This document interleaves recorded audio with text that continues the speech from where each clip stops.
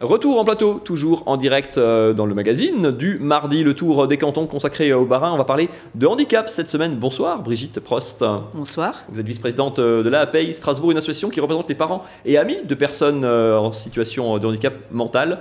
Vous êtes également présidente de la CDAPH, la commission des droits à l'autonomie des personnes handicapées. Et avec nous également, presque une habituée, Michèle Eschliman. Bonsoir. Bonsoir. Vice-présidente du conseil départemental du Bas-Rhin. Ce mois de septembre qui est derrière nous maintenant, mais avait vu notamment les Jeux paralympiques. On a parlé à cette occasion de personnes en situation de handicap. À Strasbourg, le conseil départemental lançait également ce mois-ci les festivités autour des 10 ans de la MDPH, la maison départementale des personnes handicapées. L'occasion d'amener la question de handicap sur le devant de la scène. Regardez.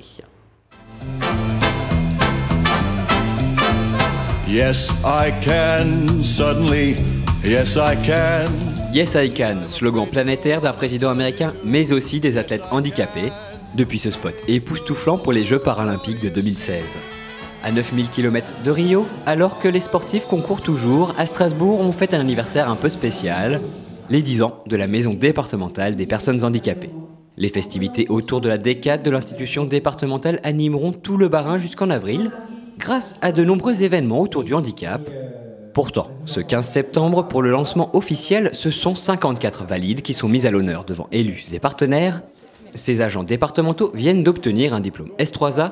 Accueil, accompagnement, accessibilité, c'est un label qui vient certifier de formation des agents d'accueil pour les personnes avec déficience mentale. Il s'agit d'avoir sensibilisé nos agents pour que, en toute connaissance des répercussions des troubles, nous puissions être plus efficaces, plus adaptés pour l'accueil des personnes en situation de handicap.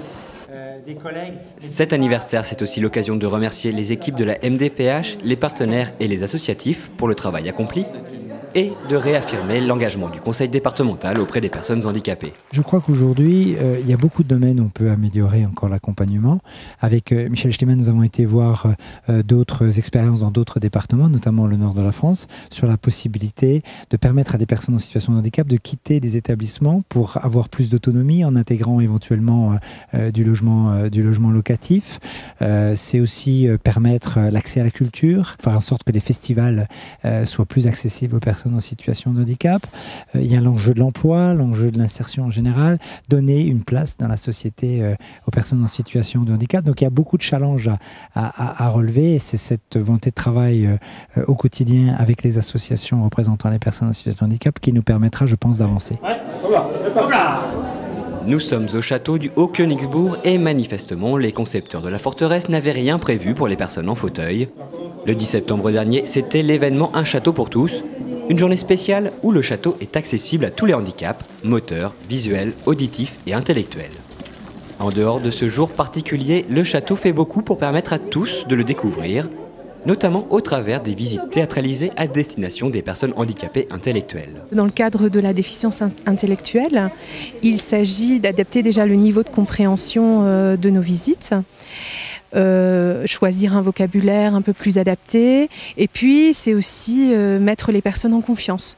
Nous avons notamment la visite théâtralisée où le guide arrive en costume, ce qui permet de créer un lien vraiment très fort avec nos visiteurs. Il y a énormément d'échanges qui se passent. On donne beaucoup, mais on reçoit 1000 fois plus. Et on rencontre des personnes qui dépassent leurs peurs, des fois, qui dépassent leurs appréhensions, et pour venir nous rencontrer, pour venir découvrir le château du Haut-Königsbourg. Et c'est génial d'être à leur côté et de pouvoir les accompagner. Un enthousiasme qui témoigne d'une société qui s'ouvre de plus en plus aux personnes handicapées. Michèle Eschliman, quand on choisit de se célébrer, de fêter ces 10 ans de la maison des personnes handicapées, c'est pas juste pour fêter un anniversaire et souffler les bougies. Quel est le message qu'on veut faire passer en célébrant cet anniversaire?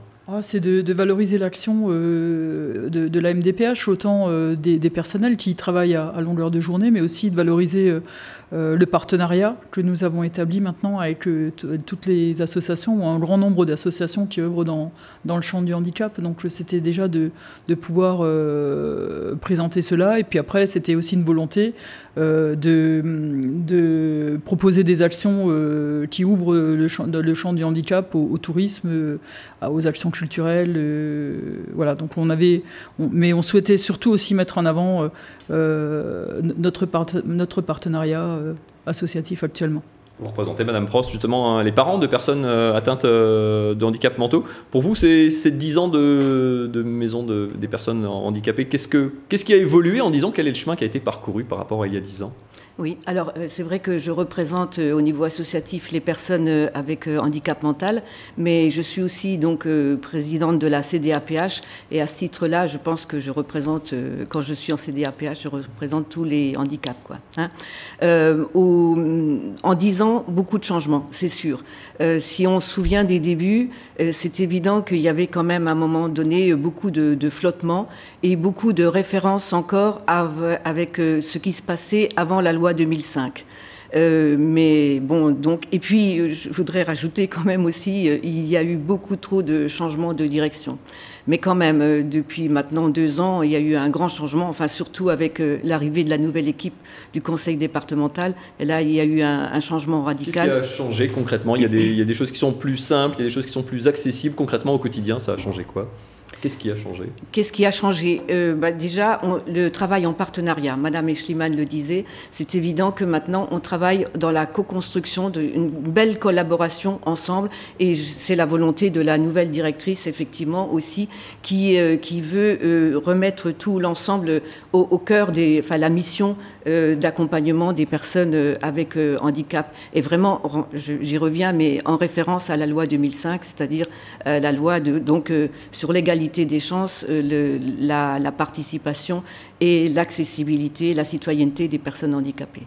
Michel Eschliman, Frédéric Bierry dans le reportage disait que c'était en travaillant avec les associations justement qu'on peut progresser, notamment sur l'insertion. Quels sont justement les chantiers là-dessus encore justement? C'est sortir le handicap vis-à-vis du monde de l'emploi, vis-à-vis de la culture. Des projets, on en a tout plein. On a énormément de choses sur lesquelles il faut qu'on avance encore.